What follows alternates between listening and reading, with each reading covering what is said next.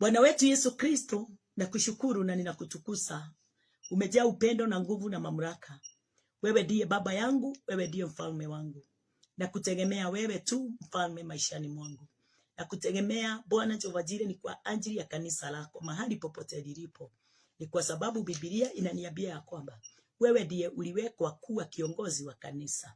Bwana, ninakushukuru ni kwa sababu ninaangalia, ninaona ya kwamba watu wengi wanakuhubiri Kristo, watu wengi wanakutaja Kristo, lakini hawaja kutambua vyema undani wako ndio waweze kupokea neema ile iliyo ndani yako, neema isiyofanana na neema ya ulimwengu. Baba wetu na Mungu wetu, ninakutukuza kujua ya kwamba kwa wale wote Bwana Jehova Jireh, wale wote walio wako, wewe mfalme wa ajabu utawafanya kuwa vile wewe Bwana ulivyopanga kutoka mwanzo.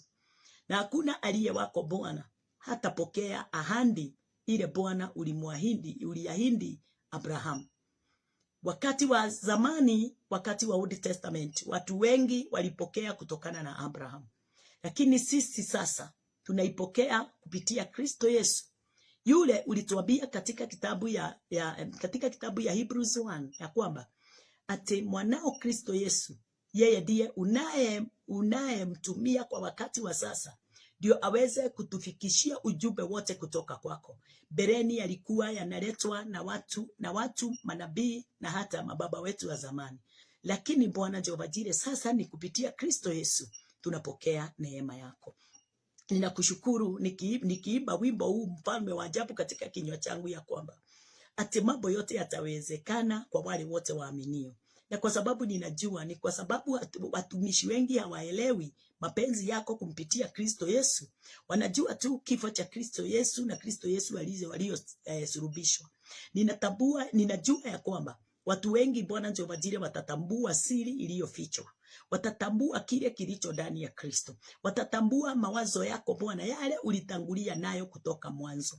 Bwana wetu Yesu Kristo, my dear glory, my Father, greater liberty, orishente bariane tedidai contability, hurimashanto riboria gramanter manikonita, aravete tedidai Father. Ni mapenzi yako Bwana Jehova Jireh sisi wote tuitwe wanao. Ni mapenzi yako Bwana wetu Yesu Kristo sisi wote tupokee msamaha wa dhambi.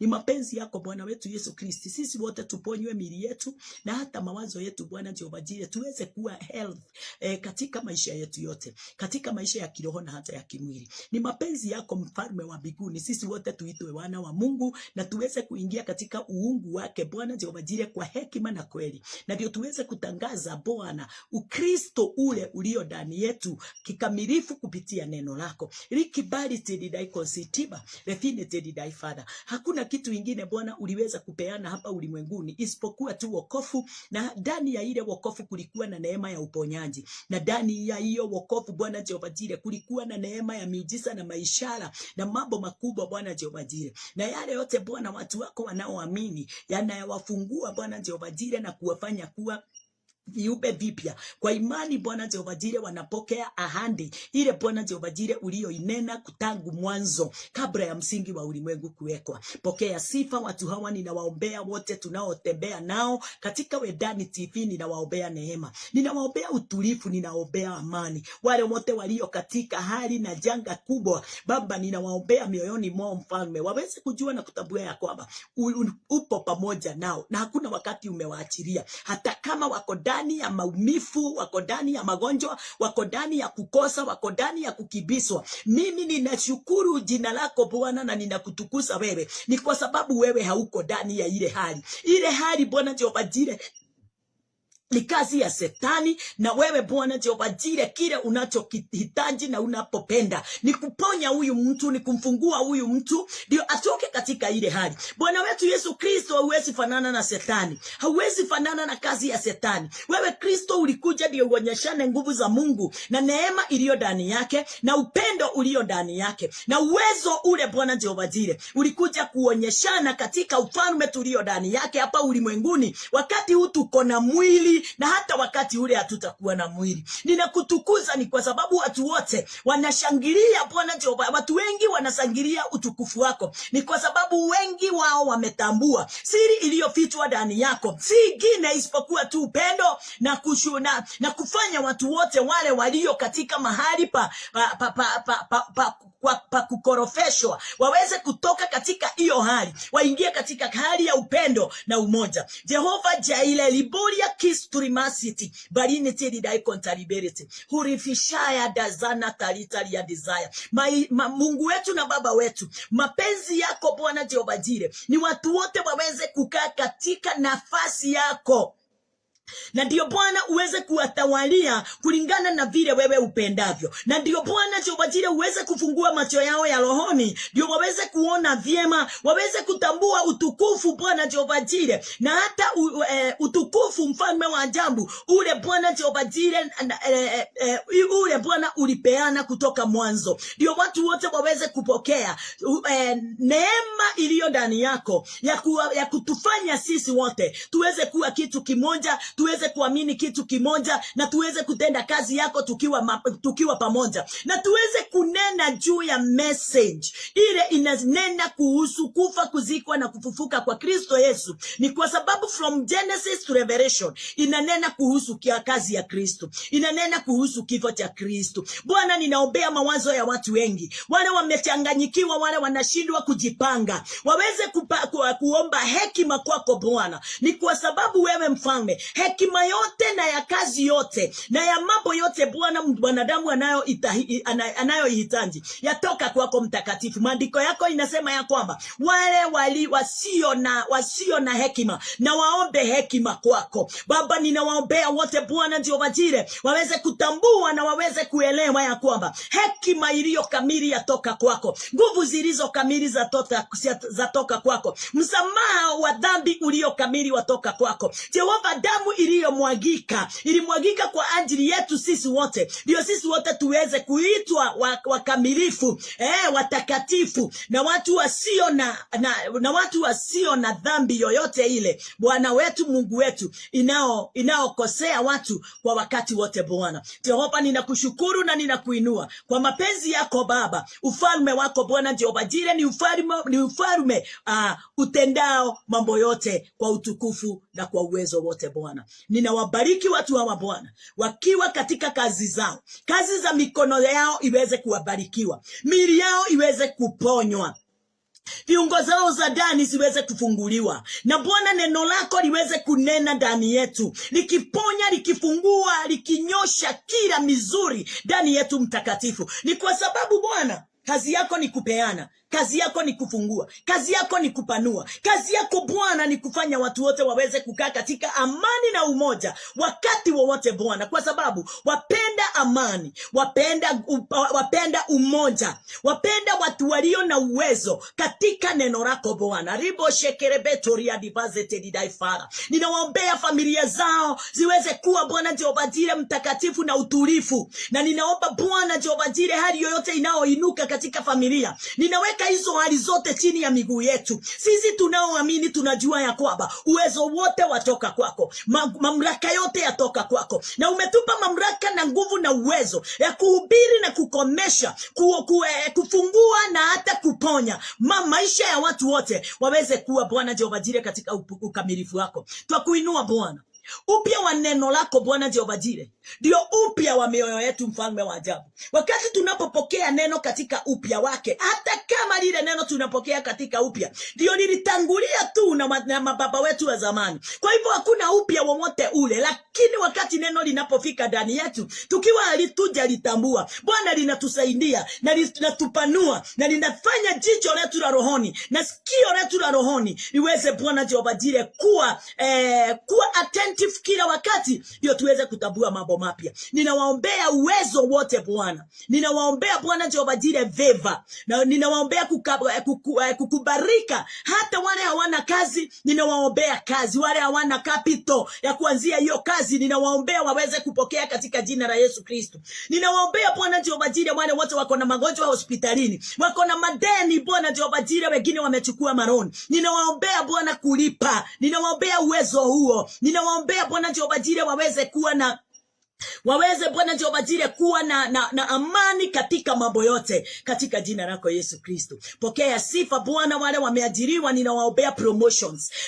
Wale wote Bwana wanafanya kazi yao nimewaombea faida. Wale wote njia zao zimefungwa na yule muofu, yametumia watu waweze kuingilia maisha ya watu wengi, ninawafungua na hayo yote wamefungwa nayo. Minyororo yote ninaikatakata, sababu nimepewa uwezo na nguvu na mamlaka. I deserve it and I desire. Kwa yeyote anayenisikia aweze kuamini ya kwamba kutoka sasa mambo yake yote iko sawa, hali zake zote ziko sawa, kama vile ninajua ya kwamba hata yangu maisha kwa sababu ya Kristo Yesu iko sawa, kwa uwezo wote na kwa nguvu zote na kwa mamlaka yote. Hallelujah, in the name of Jesus. We recrento baria ketaria dazavete litima redo grantoria diasete didai Father. Huyo ndiye Mungu yule atendaye mambo yote kwa uwezo wote, kwa wale wote waaminio, kwa wale wote wananjua ya kwamba hawakutoka mahali pengine isipokuwa tu walitoka ndani ya Kristo Yesu, na wakanunuliwa kwa gharama, na wakawekwa katika nafasi iliyo jema chini ya mkononi mwa Bwana. Hapo ndipo Bwana Jehova Jireh tumefichwa. Ndio maadui wetu wote mfalme waweze kuwekwa chini ya miguu yetu, na ndio ushindi wako Bwana uweze kuonekana kwa wote wa kuaminio. Dai Father. Bwana ninawaombea msaada wa kukaa chini ya mamlaka ya mapastors, wale wanaojua siri ya Kristo Yesu, ya msalaba wa Kristo Yesu, wale wanaojua kufa kuzikwa na kufufuka kwa Kristo Yesu, wale wanaojua revelation ile Bwana ilikuwa imefichwa ndani ya Kristo ikakuja kutambulishwa wakati ule Kristo Yesu alipofufuka. Dai Father. Hayo yote Bwana ninaomba nikiamini ya kwamba yamewezekana kwa watu wote, na watu wale walio mbali na walio karibu wataweza kujua mambo haya, kwa sababu sisi ulituleta ulimwenguni kwa kusudi, na Bwana unatupenda sisi wote pamoja pasipo kutuchagua. Pokea sifa na utukufu, na ni katika jina lako Yesu Kristo tumeomba na tumeamini. Amen. Matthew 11:28 inasema, come unto me, all you that labor and are heavy laden, and I will give you rest. Nani huyu anaongea? Ni Christ. Kristo ndio anaongea. Anaongea. Wacha nikwambie, wakati wa mwanzo watu walikuwa hawajatambua mapenzi na moyo wa Mungu. Hapo zamani za kale, in Old Testament, watu hawakuwa wametambua mapenzi ya Mungu. Hawakuwa wamemtambua vile Mungu alivyo. Hawakuwa wametambua moyo wa Mungu. Na Mungu wakati alitambua hayo yote, alimleta mwanae Kristo Yesu, ndiye aje katika ulimwengu atabulishe kwa watu wote mapenzi yake, na atabulishe moyo wake kwa watu wote. Bwana asifiwe. Yesu Kristo wakati alipokuja, Yesu alikuja kuonyeshana moyo wa Mungu. Ebu kidogo wacha tusome 29 alafu tuende Hebrews. Take my yoke upon you and learn of me. Take my yoke upon you and learn of me. For I am meek and lowly in heart, and you shall find rest unto your soul. Kristo yeye ndiye alikuja, ndiye aweze kumtambulisha Bwana. Tutarudi hapa, twende katika kitabu ya Hebrews. Katika kitabu ya Wahibrania kuna kitu moja ninaangalia, Hebrews 1:1 inasema ya kwamba God who at sundry times and in diverse manners spoke in time past unto the fathers by the prophets. Ate Mungu ambaye aliyesema zamani na baba zetu zamani Kwa hivyo ninataka tuweze kuelewa, zamani kulikuwa na tofauti sana na leo. Watu wa Mungu, mambo haya tusipoyajua, tutachukulia neno la Bwana tu kirahisi sana na kimsaha. Lakini wakati tutakapotambua chanzo cha kazi ya Mungu kutoka Genesis 1 to Revelation, kutoka yes to Revelation, tutaweza kutambua kutoka Genesis 1 to Malachi. Na tukitambua from Genesis to Malachi, tutaweza kukua na ufunuo wa ajabu katika Kristo from Matthew to Revelation. Again, tutaweza kutambua moyo wa Mungu kikamilifu sana. Number 2, tutaweza kuona Mungu katika Genesis 1 to Malachi. Tutaweza kuona Mungu kamili, anafananishwaye na from Matthew to Revelation. Tutamuona kikamilifu in Old Testament through prophets, vile walivyonena kumuhusu na wakamtafsiri kuhusu Mungu na kazi ya mwanae Kristo Yesu, pasipo kuona the name Jesus, pasipo kuona cross ya Christ, pasipo kuona death of Christ in Old Testament. Because in Old Testament yote iliyonenwa ilinenwa kwa mifano. Ilinenwa kwa mifano. Iyo mifano yote iko Genesis to Malachi. Mingi yasimamia Christ. Watu wengi walio katika Old Testament, akina Samson, hallelujah, akina Moses, akina Adam, akina Noah's Ark, wengi, akina Solomon, akina Joshua, hallelujah, akina yule alienda kuoa maraya, Hosea, hallelujah, akina Joseph, hallelujah, akina huyu mama wa yule kijana inaitwa Jacob. Hao watu wote mifano yao ilikuwa inaonyesha kazi ya Kristo. Walikuwa wanaliganishwa. Number 2, wanakondoo wale walikuwa wanatolewa wakati huo. Hata yule Abraham alionyeshwa amefungwa katika kichaka, alikuwa anasimamia nani? Christ.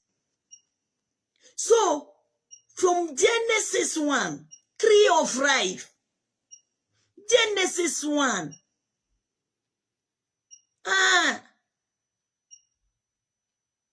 Genesis 1, right, ile iko number 3, Christ. Genesis 2, tree of life, Christ. Hallelujah. Lakini haya yote watu hawatambui, wanaitambua tu kwa mifano. Hawaelewi, hawatabui. Ni Kristo mtupu anenwa from Genesis to Malachi. Na wakati ule Kristo sasa alitangulia kuja katika New Testament, yeye alikuja na ufunuo wa kufafanua. Yeye alikuja na ufunuo wa kufafanua Old Testament kumpitia yeye mwenyewe. kupitia yeye mwenyewe, akanena yake yeye mwenyewe. Bwana asifiwe. Lakini tunaambiwa hapa katika Kiswahili, Mungu ambaye alisema zamani na baba zetu katika manabii kwa sehemu nyingi na kwa njia nyingi. Waliongea kwa sehemu nyingi yani unajua ni kwa nini? Ni kwa sababu waliongea kwa mifano mingi. Si unasikia mambo mengi nimekwambia ile Tree of Life, Noah's Ark, the nini, mambo kama hayo yote ilikuwa mifano ya njia nyingi. Kristo akionyeshanwa, waliongea kwa njia nyingi. Yes, manabii waliongea kwa sehemu nyingi na kwa njia nyingi, wakionyesha kazi ya Kristo, hata kama haikutambulika vyema na nani? Na watumishi wa Bwana. Na hata manabii yule walikuwa wananena juu yake hawakumtambua, hawakumuona, but waliongea juu yake na kumwamini katika maficho. Walimwamini mtu hawajui, walimwamini mtu hawaoni, walimwamini mtu hawatambui, but waliamini sababu yale yote walioyanena haikuwa inatoka kinywani mwao, ilikuwa Mungu ndiye alikuwa anainena, nao wanaiandika. Bwana asifiwe. Number 2 inasema ya kwamba, na linanifurahisha sana, at they had in these last days spoken unto us by his son. Ate hii mwisho huu tuko, wakati huu tuko, date ya leo, mwaka wa leo na miaka iliyopita kadhaa, Biblia inatuambia kwamba had in these last days spoken unto us by his son, whom he had appointed higher of all things, by whom also he made the world. Nafurahishwa sana na Biblia. Na si Biblia inanifurahisha, ni kile kimeandikwa ndani ya Biblia. Nafurahishwa sana na revelation ile Kristo Yesu alipokuja nayo. Ati inasemaje kwa Kiswahili? Ati mwisho wa siku hizi amesema na sisi katika mwana. Sio kwa njia nyingi, sio kwa njia nyingi, sio kwa watu wengi, sio kwa manabii, sio kwa our forefathers, ni kwa mtu mmoja, one person. Na huyo mtu mmoja ni Christ. Sio kwa njia nyingi na sehemu nyingi. Leo tuko na wewe hapa, atunenea kumpitia tu mtu mmoja, mwanae Kristo Yesu. Haongei sasa na akina Moses, haongei na akina Abraham, haongei na akina Zakaria, haongei na akina Isaya. Wakati wao ulipita. Na wakati ulipopita, Biblia inatuambiaje? Katika kitabu ya Roman 10:4, fungua pamoja nami. Katika kitabu ya Roman 10:4, Roman 10:4 inasema, for Christ is the end. Christ is the end of the law for the righteousness to everyone that believe. In Old Testament ilikuwa inahusika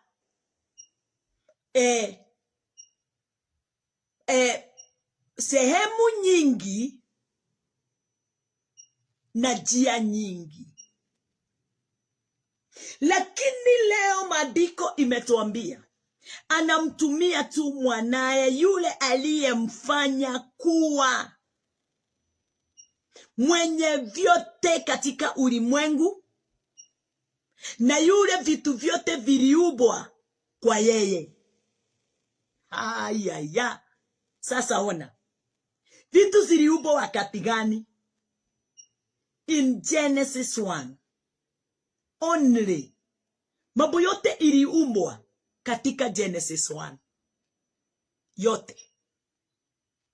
Tuangalie tuone ya kwamba vitu vyote viliumbwa kwa yeye. Tumesoma na wewe, na vyote vilipeanwa kwa yeye. Kwa hivyo alikuwa amepewa wakati gani? Before the foundation of the earth. Before the foundation. Yesu aliviumba vyote. Yesu huu tunaona alikufa miaka 2000 imepita. Alikuwako kabla ya msingi wa ulimwengu kuwekwa, kulingana na neno.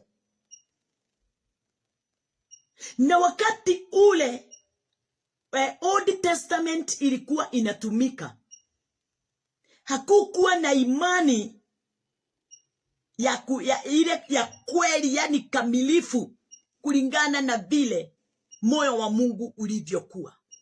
Sababu wakati ule imani ya kweli ililetwa, Waisraeli waliikataa. Wakasema, Musa, sisi hatutaki kumsikiliza. We uwe unaenenda, anakunenea, unatuletea ujumbe, na jambo lolote atakwambia tutaitimiza. Wakajifunga.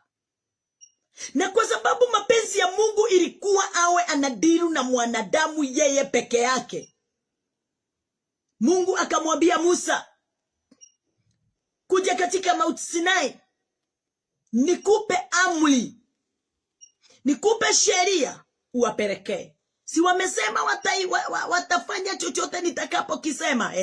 Wapelekee hii sheria. Wakati sheria ilipokuja, iliwapokonya kila kitu, sababu walijaribu kuitimiza lakini haikuwezekana. Because Mungu alikuwa anataka ajiongozee mwanadamu, na hakuwa anataka mwanadamu aweze kuonyeshana kitu kingine wala mtu mwingine isipokuwa tu yeye. Lakini hawa walionyeshana Musa, walikataa Mungu, wakasema twahitaji Musa. Bwana asifiwe.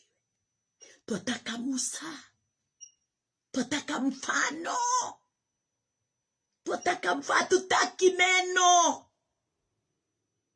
Twataka mfano unaofanana na neno. Na ndio makanisa siku ya leo iko chini ya mamlaka ya mfano wa neno. Wanaongozwa na sheria badala waongozwe na neno katika kinywa cha Bwana. Haleluya. Na ndio Bwana Yesu Kristo alipokuja katika kitabu ya Romans 10:4 akasema, for the Christ is the end of the law. Alijua hata wakipeana law, sababu Kristo ndiye alipeana sheria. Sababu vitu vyote viliumbwa kwa yeye, na yeye ndiye alikuwa anapoviumba. Biblia inatuambia kwamba yeye wao waliopeana sheria, wacha ni uganishe wote, Mungu, Mwana na Roho.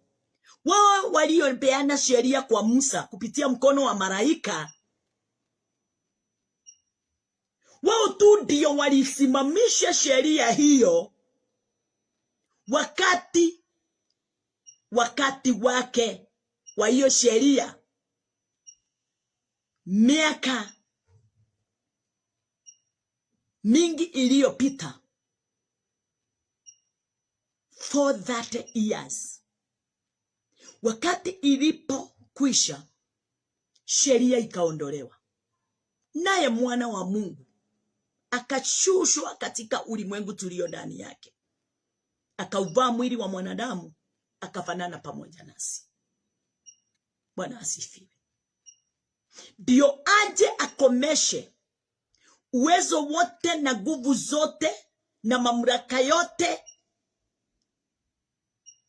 haleluya, isiyotokana na Mungu, imetokana na mambo mengine walikuwa wameamini wakati huo. Haleluya. Ndio inasema for Christ is the end of the law for righteousness. Kwa hivyo sheria wakati ilipokuja haikuja na haki. Wakati sheria ilipokuingia ulimwenguni haikuingia na neema. Yesu mwenyewe ndiye alikuja na neema. Kwa wapi? For Christ is the end of the law for righteousness to everyone that believeth. Yesu akanja na righteousness and faith. Yesu alikuja na haki na imani. Ndio watu wote walio chini ya sheria, waliokuwa wanaongereshewa kwa njia nyingi, haleluya, na kwa sehemu nyingi, waweze kuondoka katika nafasi hiyo, waingie katika nafasi ya imani. Sababu gani?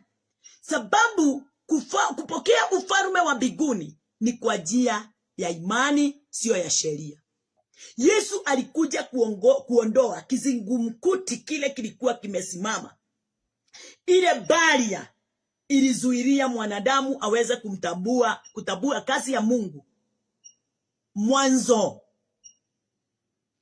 Akakuja kuondoa yale yote yalimgawanyisha mwanadamu na Mungu, asijue na asitambue mapenzi ya Mungu wake. Akaondoa ndio watu mwanadamu aweze kujua mapenzi ya Mungu. Tukiwa pale, tutarudi pamoja nawe katika kitabu ya Mathayo, mahali tulikuwa. Mathayo inatuambiaje? Wakati Yesu alipoingia katika ulimwengu, alisema jambo moja. Mathayo 11:28. Sababu ya vile watu walikuwa wamepokonywa amani yao, upendo wao pamoja na Mungu na haki ile Kristo Yesu alipokuja nayo, Yesu alisema ya kwamba come unto me, kujeni kwangu, kujeni kwangu. Sababu alijua yeye ndiye alifika kuwa mwisho wa sheria. Sasa sheria haitawali tena, sheria haina uwezo tena, sheria haina nguvu tena. Sasa mimi ndio niko na nguvu. Kwa hivyo kujeni kwangu, nimuonyeshe njia, nimshikanishe na Baba, nimtambulishie Mungu moyo wake, muweze kujua vyema, muweze kujua nyinyi ni akina nani kwake, na muweze kuwa nyinyi muwe followers of God. Yeah. Eni matuike arumiriri ya Ngai kuhetokera mwana Kristo Yesu. Akasema, come unto me, all you that labor and are heavy laden. Heavy laden ni nini hii? Wanaambiwa wamebeba sheria iliyo ngumu, iliyo mzito, isiyo na amani, isiyo na fellowship. Ilikuwa tu ya kuwapokonya amani yao, na uzima ulio ndani yao ukawa ni kitu hakina uwezo wowote wa kuwafanya kuwa kama vile Mungu alivyo. Akawaambia, come unto me, all you that labor and are heavy laden, and I will give you rest. Alikuta watu walio katika piruka za kila aina, watu waliokuwa katika magonjwa makali na mazito, watu waliokuwa katika utumwa wa mawazo yao, utumwa wa dhambi, utumwa wa kujipeleka na kujitambua wao wenyewe kujiongoza, watu waliokuwa na mawazo yasiyo na hekima, mawazo isiyokuwa na knowledge of God, mawazo isiyokuwa na revelation of Christ. Wakawa watu aliwakuta wakiwa wamechanganyikiwa, watu wamepotea. Anasema ya kwamba aliwaona kama kodozi hazina mlinzi, akawahurumia. Haleluya, Bwana asifiwe. Akawahurumia. Hivyo ndivyo anasema katika kitabu ya katika kitabu ya Isaya. Bwana asifiwe. Akasema ya kwamba nitawapa mtu atakaye waangalia, atakaye waongoza, ametoka katika uzao ama ukoo wa Daudi, na nitawaamshia Daudi. Bwana asifiwe. Mfano wa Kristo. Leo hii Biblia imetuambia pande ile ingine ya Hebrews, leo hii Mungu anamtumia mwanae ndiye tuweze kupokea ujumbe wote na jambo lolote. Ametuamshia nani? Christ. Ametuondolea nani? Manabii na our forefathers. Ametuondolea njia nyingi na sehemu nyingi, akatupa mwanae wa pekee, yule aliyetenda kazi moja pasipo mwanadamu yeyote, pasipo msaada wowote utokao katika ulimwengu. Alitupa haki yake, alitupa nafasi yake, alitupa upendo wake kumpitia mwanae katika kitabu ya John 3:16. Bwana asifiwe. Akatuambia ya kwamba nitatenda kitendo mmoja cha haki. Nyinyi wote, hiyo nila ya kifo mumefungwa nayo, hiyo nila ya uongo mumeivaa, iweze kuanguka na itaonekana tena. Kwa yeyote yule atakaye amini ya kwamba hiyo nila imeondoka, nitamfanya kuwa mwana wa Mungu. Kazi ya Kristo ni ya kutufanya kuwa wana wa Mungu kupitia kifo chake, kupitia kuzikwa na kufufuka kwake. 3 days aliyoikaa katika kuzimu, akipigana vita ya kwamba mwanadamu ni lazima aweze kufunguliwa. Mwanadamu ni sehemu ya Mungu. Mwanadamu ameumbwa na kulingana na mfano wa Mungu. Mwanadamu hatapotea. Yesu akanja ndio aweze kurudisha mwanadamu katika nafasi yake. Oh, haleluya. Bwana asifiwe. Tijooni kwangu ninyi nyote msumbukao na wenye kulemewa na mizigo, nami nitawapumzisha. Yesu akanja ndio aweze kutufundisha. Yesu akanja ndio aweze kutuelekeza. Wanadamu wa nyakati hizo hawakuwa wako na mlinzi. Wanadamu wa nyakati hizo walikuwa kondoo zimetawanyika. Na hivyo ndivyo ilifanyika kwetu. Tukaja tukaingia katika madini isiyo na msingi wa Kristo. Hata kama walikuwa tu wanamtafuta Mungu, wakakosa kutambua Mungu kumpitia mwanae. Wakamtambua Mungu tu peke yake, wakaondoa mwanae. Na yeye mwanae ndiye alikuwa uwezo, na ndiye alikuwa nguvu, na ndiye alikuwa mamlaka, na ndiye alikuwa njia. Haleluya. Ndiye alikuwa ufalme ama uzima wa kutuelekeza katika kazi ya Kristo. Oh, haleluya. Bwana asifiwe. Kwa neema kuu Yesu Kristo alishinda mauti. Yesu Kristo alishinda kifo. Yesu Kristo alishinda yote. Ndio mimi na wewe tuweze kupata kibali kwa Bwana. 29. Take my yoke upon you and learn of me.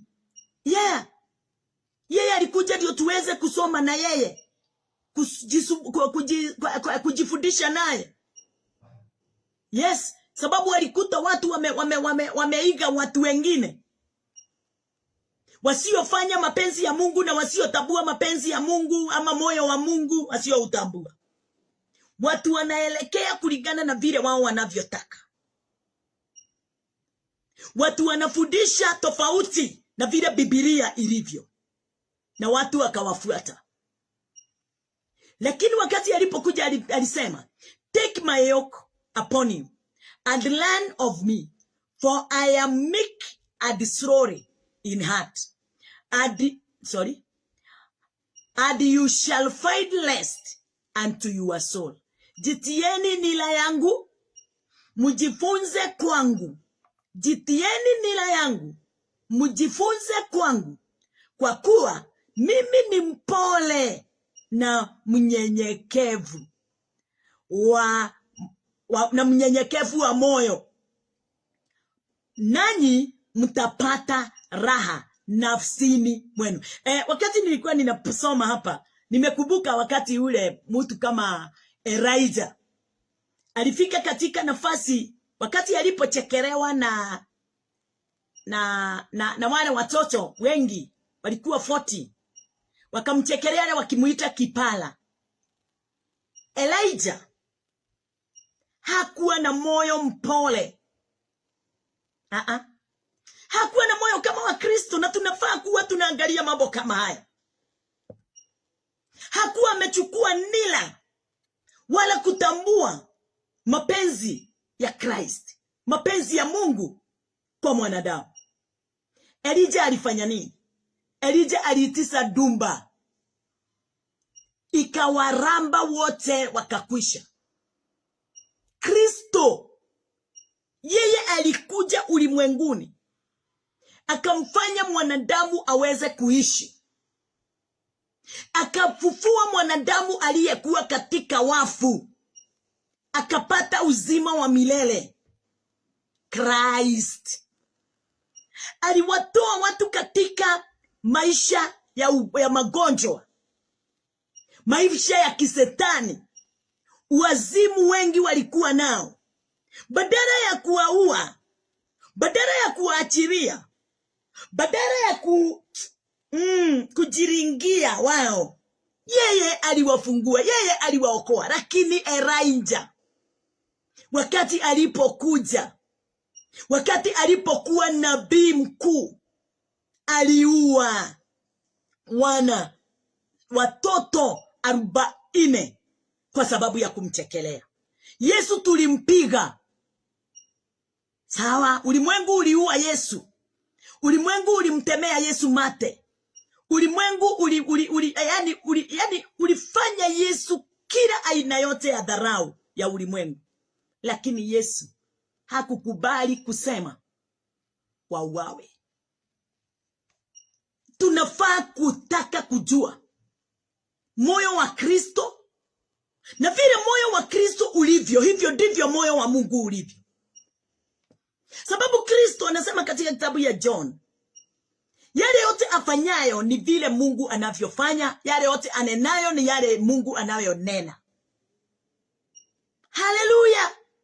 Na anasema ya kwamba mimi nilitoka kwa Baba. Kwa hivyo mimi na wewe nasi tunafaa kuelewa na kutambua na kujua kitu moja. Baba yetu si muuaji. Baba yetu hana chuki. Baba yetu hawezi kukupendea mabaya, na ndio Kristo badala ya kulaani wale waliomuua alisema wasamehewe dhambi zao. Moyo wa Baba yetu ni msamaha, ni kutusamehea dhambi, ni kutufungua katika wafu, katika kifo tulikuta ulimwenguni, ni kutuondoa katika mkononi mwa udhalimu. ni kutuficha katika bawa yake, mkono wake wa kulia, ndio sisi wote tuweze kupokea ahadi ya umilele.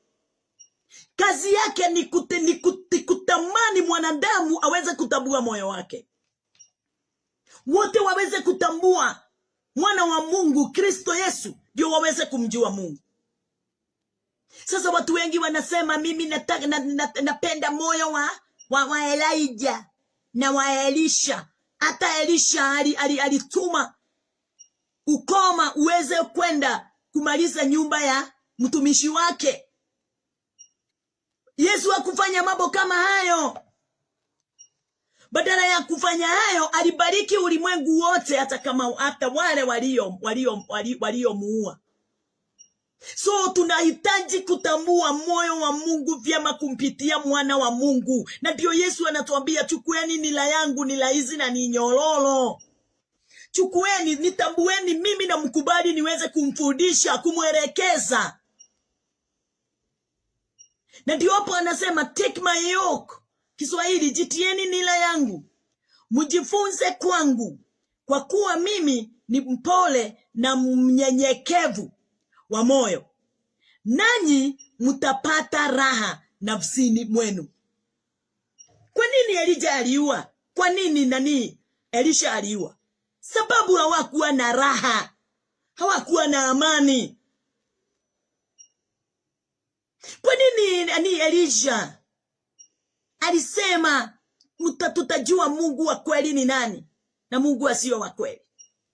Akafanya watu, ulimwengu uweze kuwa na njaa. Mungu hapendi watu wakae njaa. Hata leo watu wananena kuhusu uchumi, mambo imeharibika, Mungu hataki, na ndio unaona unaendelea tu kuishi. Anakupa neema ya kuishi, anakupenda, lakini shetani ameingia ndani ya mioyo ya watu, akakorofisha watu, ikafanyika yale yote mnayaona. Hiyo yote ni kazi ya Shetani. Na kwa sababu watu hawako kamili katika neno la Bwana, ndio waweze kujifunza kumpitia Kristo, ndio tusiwe watu wa kutesa wengine, tuwe na upendo. Unaona watu wamebekelewa mzigo mzito, watu wamenyang'anywa vitu zao, hali zimekuwa juu zote, kwa sababu mwanadamu huyu hayuko tayari kuchukua nila la Kristo aweze kulivaa. Bwana asifiwe. Sio Mungu hakuna mahali amekasirika. Hakuna mahali Mungu amekasirika, ni kwa sababu ya dhambi. Mungu alimtuma mwanae Kristo Yesu akafa kwa sababu ya ulimwengu. Katika kitabu ya John, wacha tuangalie John 1:29. Hii ni kazi ya Mungu. John 1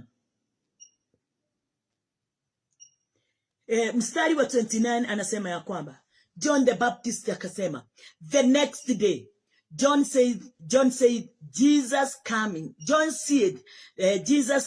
unto him and said, behold the Lamb of God which taketh away the sin of the world. Kwa hivyo ati siku ya pili yake amuona Yesu anakuja kwake, akasema, tazama mwana kondoo wa Mungu aichukuae dhambi ya ulimwengu. Sawa, dhambi ya ulimwengu ilichukuliwa. Bwana asifiwe. Na kwa sababu dhambi ya ulimwengu ilichukuliwa, mwanadamu siku ya leo, Mungu haoni dhambi ate amnakasirishwa na dhambi ya ulimwengu.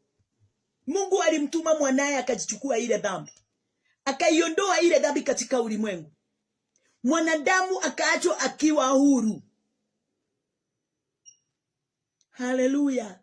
Mwanadamu akaachwa akiwa huru, pasipo dhambi katika ulimwengu. Kwa hivyo hakuna kitu ya kufanya Mungu akasirikie mwanadamu hapa ulimwenguni. Bwana asifiwe. Wakati Mungu alitaka watu waweze kumfuata wakati wa Musa, Old Testament, wakati walikataa, yenyewe aliwapa Musa na akawapa sheria. Lakini wakati ulifika, sheria ikamaliza for 30 years, iliondolewa. Biblia inasema kutoka wakati wa Adam mpaka wakati wa Musa, dhambi zilikuwa zinautawalia ulimwengu, na dhambi hizo zikaleta kifo. Bwana asifiwe. Kwa hivyo kifo kilifika mpaka wakati wa dhambi, na mauti zilifika mpaka wakati wa Musa. Soma wewe, enda ujisomee katika kitabu ya Roman 5 from 12 to 14. Dhambi na mauti zilifika mpaka wakati wa Musa. From there Christ came.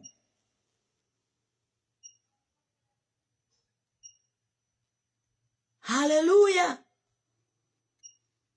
Na wakati alipokuja, alichukua dhambi zote za ulimwengu mkononi mwake, zile zilikuwamo, na akaenda akazigomelea msalabani. So kuonyesha ya kwamba in the world there is no sin.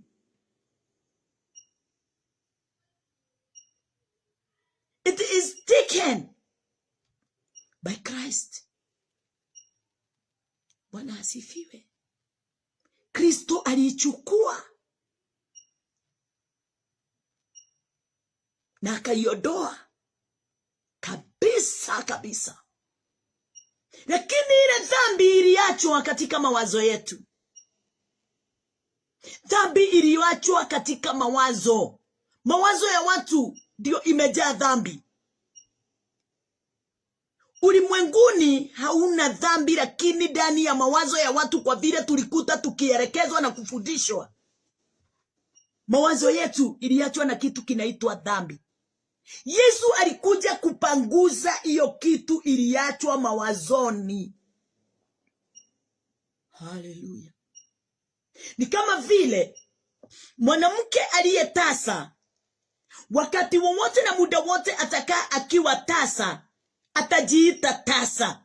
Hata yeye, hata kama hatajiita tasa, yeye anajua kabisa ukweli yeye ni tasa. Lakini anaongea tu, anasema najua tu nitazaa, naamini Mungu nitazaa.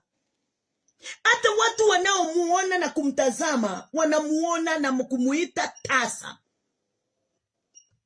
Wanamuona na wanamuita tasa. Lakini mara moja tu siku ile atazaa, lile neno linaitwa utasa linapaguzwa na alikubuki tena ndani, mpaka midomoni mwa watu watakuwa wakisema yenyewe fulani alikuwa tasa. Hata yeye atakuwa akisema nilikuwa tasa, lakini nimeuona mkono wa Bwana, nimezaa. Hivyo ndivyo nasi tulikuwa wenye dhambi miaka hiyo, nyakati hizo. Yesu alikuwa hajafanya sacrifice. Tulikuwa wenye dhambi. Tulikuwa watu wako chini ya kifo. Lakini wakati ule Kristo alipokuja katika ufalme huu, akavaa mwili kama ule nilio nao, ule una uwezo wa kubeba dhambi, aliichukua na akaenda akaigomelea msalaba. Nayo kitu inaitwa wewe ni mwenye dhambi ikaondoka mara moja. Sasa mimi nasemaga, nilikuwa tasa, nilikuwa mwenye dhambi, lakini sasa I'm free from sin. Mimi sasa nimefunguliwa kutokana na dhambi. I'm not a sinner again. Bwana asifiwe. Mimi si mwenye dhambi tena, lakini nilikuwa. Hiyo ndio ninafurahi sana. Yenyewe hata ukisoma katika kitabu ya Ephesians 2 inatuambia vizuri. Wacha nikusomea mahali pamoja. Nimekusomea hiyo. Ate siku ya pili yake amuona Yesu anakuja kwake, akasema, tazama mwana kondoo wa Mungu aichukua dhambi ya ulimwengu. Sawa? Tuingie katika kitabu ya Ephesians. Ephesians 2 inatuambia kitu. 2:1 inatuambia, and you have he quickened quickened who are dead in trespasses and sin. Ati ninyi mulikuwa wafu. Tulikuwa, si sasa. Alitenda kitendo moja cha haki, ndio mimi na wewe tuweze kuitwa wenye haki.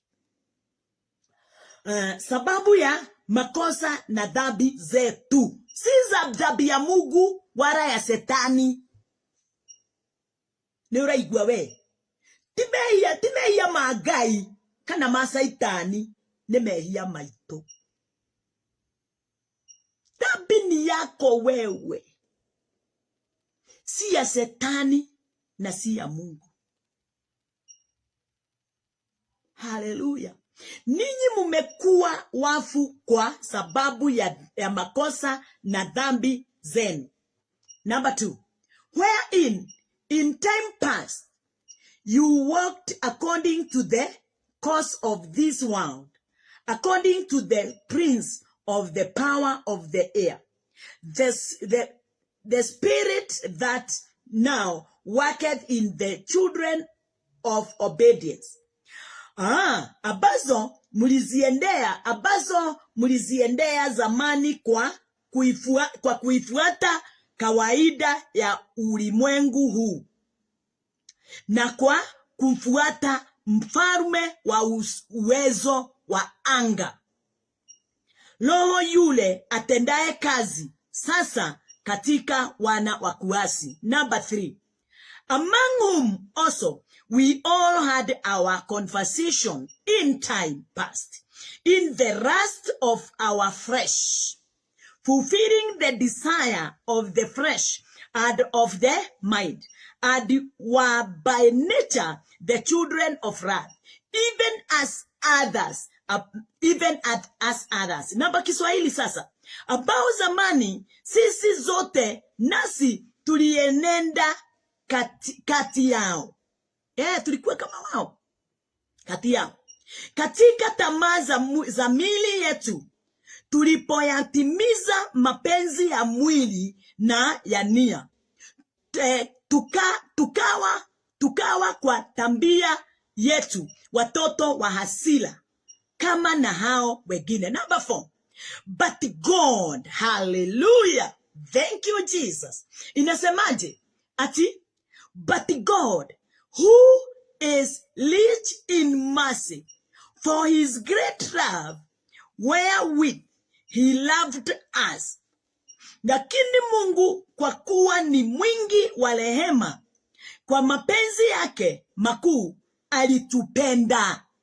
Nani alikupenda? Alikupenda tu vile ulikuwa. Alikupenda tu na zile dhambi. Sababu alijua njia ya kuondoa zile dhambi, yeye ndiye anaweza. Si kwa kutenda kwako kwema, si kwa kuenda kanisani mapema, wala kuwa katika maombi mengi, wala kuhubiri kama vile ninahubiri. No. 5, even when we were dead in sin, Vikerelia, sikiliza, even when we were dead in sin, had quickened us together with Christ. By grace you are saved. Hata wakati ule tulipokuwa wafu kwa sababu ya makosa yetu, alituuisha pamoja na Kristo. Yaani tumeokolewa kwa neema. Tumeokolewa kwa neema, sio kwa kazi wala matendo. Sio kwa kuonyeshana vile tulivyokuwa watu wazuri, warembo na wasio na hatia. Sisi tulikuwa wenye hatia, tulikuwa wenye dhambi. Lakini Mungu kwa upendo wake akaonyeshana upendo wake kumpitia mwanao. Akamtuma mwanae Kristo Yesu.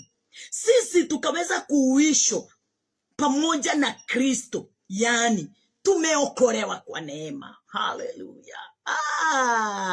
Umodo anigezo keabireria kujiraga ati nyambararie moko na iguru here.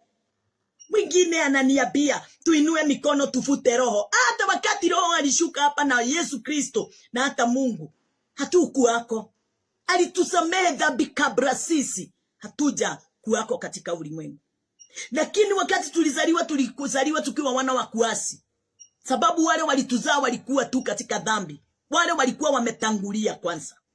Walitufanya sisi wote kuwa wenye dhambi. But Christ, wakati alipotumwa, wale wote walikuwa wamefanywa kuwa wenye dhambi. Yeye akawafanya wote tena kuwa wenye haki. Nini kimebaki? Kuamini kwako.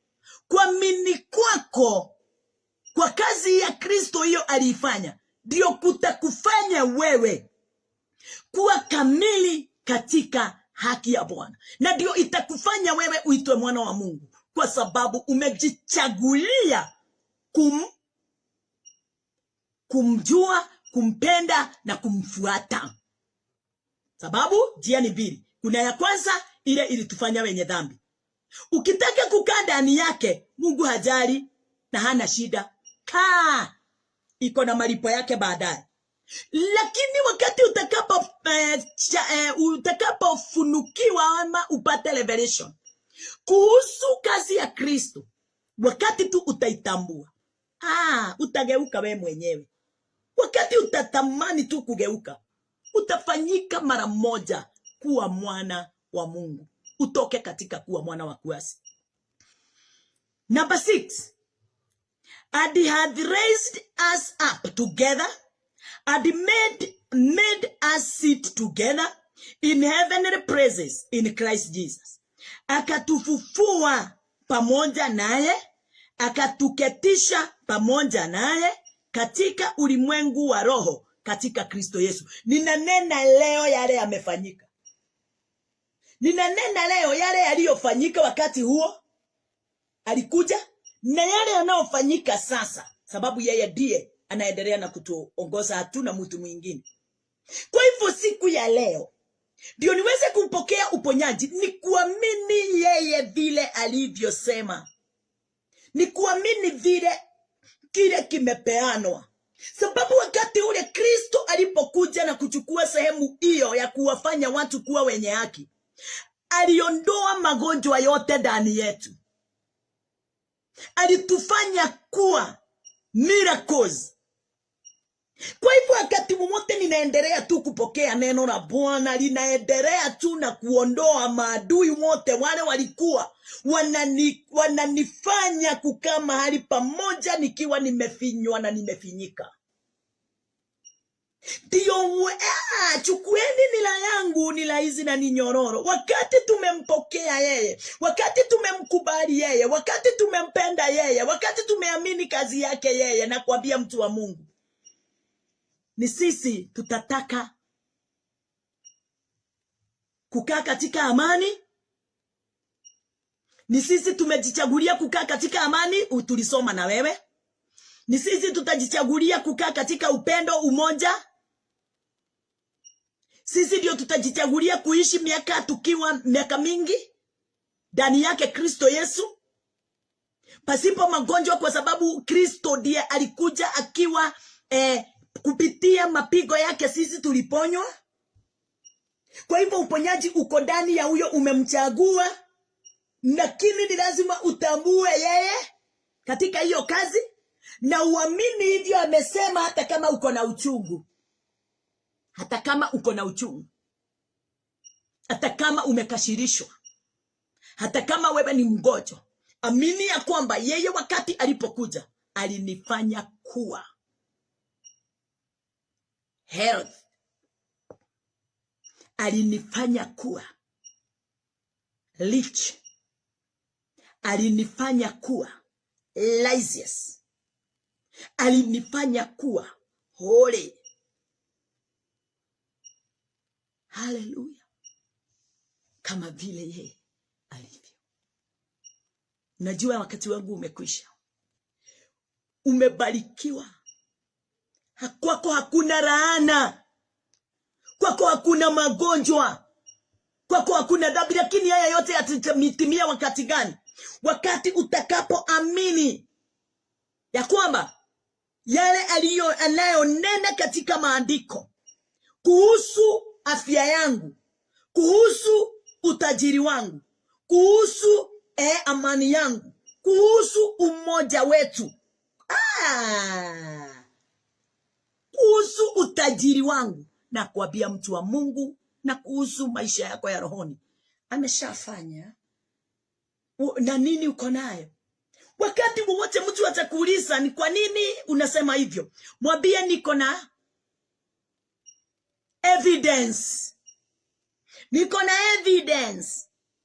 Watu wa ulimwengu wakipeana ma evidence ya bangi na panga na mabuduki na zile scars mtu amewekwa wakati alikuwa anapigwa, sisi evidence yetu tunaipeana katika neno. Neno ndio our evidence. Word of Christ. Hiyo ndio our evidence. Kwa nini unajiita tajiri? Nilikuwa maskini, lakini Yesu, maandiko inasema Yesu alinifanya kuwa tajiri wakati nilipokuwa maskini. Kwa nini unasema umepona na vile hata hautembei? Katika kitabu ya Isaya 53 inasema niliponywa kupitia mapigo yake. Haleluya. Kwa nini unasema wewe hauogopi na vile mambo yale katika tu hiyo kitabu Yesu alichukua masititiko yangu. My evidence. Hallelujah. Kwa nini unasema wewe umesamehewa dhambi? Wewe haujui msalabani vile ilifanyika. Alitumwa akaja akaufaa mwili baada ya miaka 3.5 yenyewe. Akaichukua dhambi zetu, na baada yake akaipeleka msalabani, na hapo akasema imekwisha. Na alafu akaongea katika kitabu ya Hebrews, akasema Hebrews 10, dhambi zao na uasi wao hazitakumbukwa tena milele. Leurajera demwe atea na niyo higiri yoguo. Hiyo ndio evidence yako. Alikala babu kashala babulia. Hallelujah. Wacha tuombe. Amini. Maisha yako haiko mkononi mwako. Iko mkononi mwako. Kwa kuamini, sio kwa kusema. Baba wetu, umejaa utukufu na nguvu. Asante kwa sababu ya kutupenda. Unanifanyanga niweze kufurahi Mfalme, kwa kujua mkononi niliyo ndani yake ni mkono umejaa huruma, ni mkono umejaa neema, ni mkono hauwezi niachilia. Kalala kayantala babu kayanda. Thank you Jesus, sababu uliniondolea feelings and emotions zile nilipokuwa ninazifuata, lakini sasa hivi nafuata imani iliyo ndani yako Kristo. Sababu sheria ilikuwa imenipokonya imani, lakini sasa kwa sababu yako Kristo nimepokea hiyo imani kwa uwezo wote. Wewe ndiye thibitisho ya kwamba mimi sina dhambi, nilisamehewa. Nimefunguliwa katika magonjwa, familia yangu yote imefunguliwa katika magonjwa. Wewe ndio thibitisho, familia hii ya Wendani yote imefunguliwa katika dhambi, imefunguliwa katika magonjwa, imefunguliwa katika umaskini na ufukara, imefunguliwa katika kukosa na katika maisha ya udhalimu. Hawana mateso tena, sababu uliteswa kwa ajili yetu. Tunakushukuru Bwana. Wewe ndiye mfalme wetu na wewe ndiye nguvu zetu. Na ni katika jina lako Yesu Kristo. Kesho yake Bwana ninakuomba, katika Roho wako Mtakatifu tutayanena mausia yako na upendo wako kulingana na vile upendavyo. Katika jina lako Yesu Kristo tumeomba sisi wote na tumeamini.